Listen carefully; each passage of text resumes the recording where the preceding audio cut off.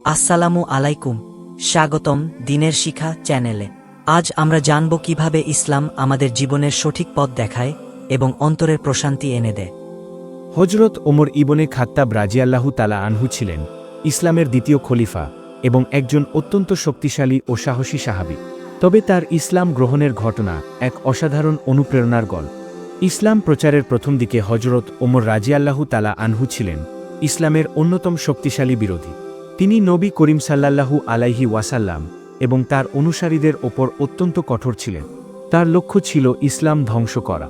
একদিন হজরত ওমর রাজিয়াল্লাহু তালা আনহু তার বোন ফাতিমা রাজিয়াল্লাহু তালা আনহা এবং ভগ্নিপতি সাইদ ইবনে জায়েদ রাজিয়াল্লাহু তালা আনহু এর বাড়িতে গিয়ে তাদের কুরআন তিলাওয়াত করতে শুনলেন। তিনি প্রচণ্ড রাগান্বিত হয়ে সেখানে প্রবেশ করেন এবং তাদের উপর চড়াও হন। কিন্তু যখন তার বোন তাকে শান্ত করতে চাইলেন এবং বললেন, আপনি প্রথমে নিজেকে পরিষ্কার করুন, তারপর কুরআনের আয়াত শুনুন, তিনি কিছুটা শান্ত হলেন। বোনের কাছ থেকে কুরআনের আয়াত শোনার পর তার হৃদয় পরিবর্তিত হতে শুরু করে।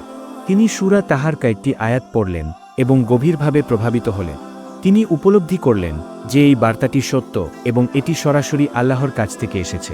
পরবর্তী সময়ে তিনি সরাসরি রাসূলুল্লাহ সাল্লাল্লাহু আলাইহি ওয়াসাল্লামের কাছে গেলেন এবং ইসলামের প্রতি তার বিশ্বাস প্রকাশ করলেন। তার ইসলাম গ্রহণ ছিল এক ঐতিহাসিক মুহূর্ত, কারণ তার ইসলাম গ্রহণের ফলে মক্কার অনেক মুসলিম সাহস পেয়েছিল এবং ইসলামের সম্প্রসারণ ত্বরান্বিত হয়েছিল। ইসলাম গ্রহণের পর হজরত ওমর রাজিয়াল্লাহু তালা আনহু ইসলামের এক অমূল্য সম্পদে পরিণত হন। তিনি সবসময় ন্যায় ও সত্যের জন্য দাঁড়িয়েছিলেন এবং ইসলামের শক্ত ভিত্তি গড়তে গুরুত্বপূর্ণ ভূমিকা পালন করেছিলেন। এই ঘটনা আমাদের শিক্ষা দেয় যে আল্লাহ যাকে চান তাকে হেদায়েত দেন।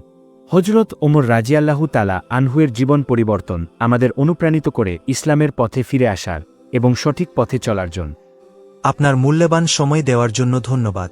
আমাদের সঙ্গে থাকুন এবং ইসলামের আলো ছড়িয়ে দিন।